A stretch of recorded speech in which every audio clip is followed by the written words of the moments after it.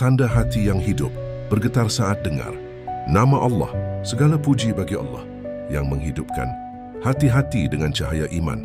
Shalawat dan salam tercurah kepada Nabi Muhammad, teladan bagi hati yang hidup dan lembut.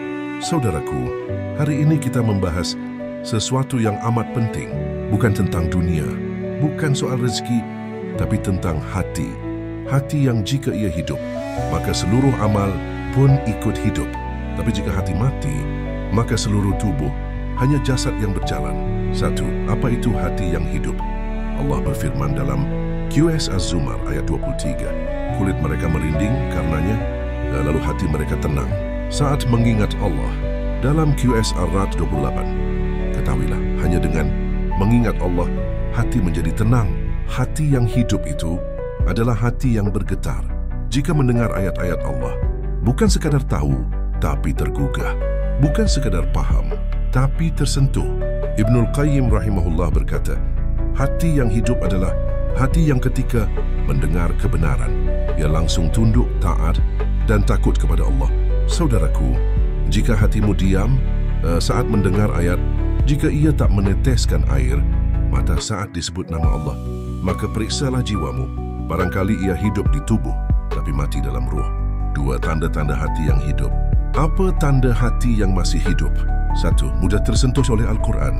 Dua, gelisah saat jauh dari ibadah. Tiga, menangis dalam solat, sujud, dan zikir. Empat, peka terhadap dosa meski kecil.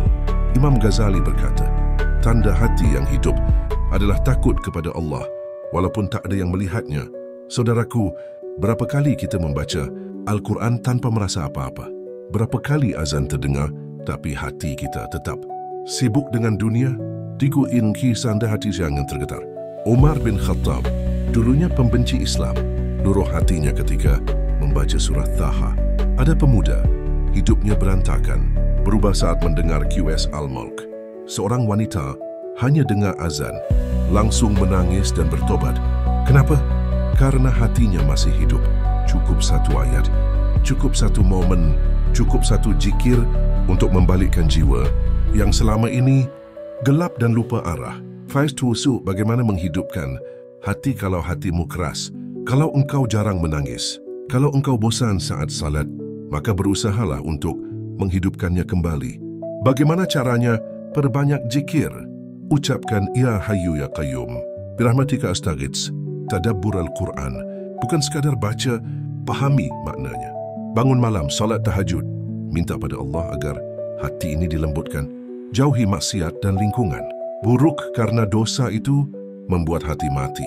Imam Nawawi rahimahullah berkata, salat malam adalah cahaya bagi hati dan jiwa.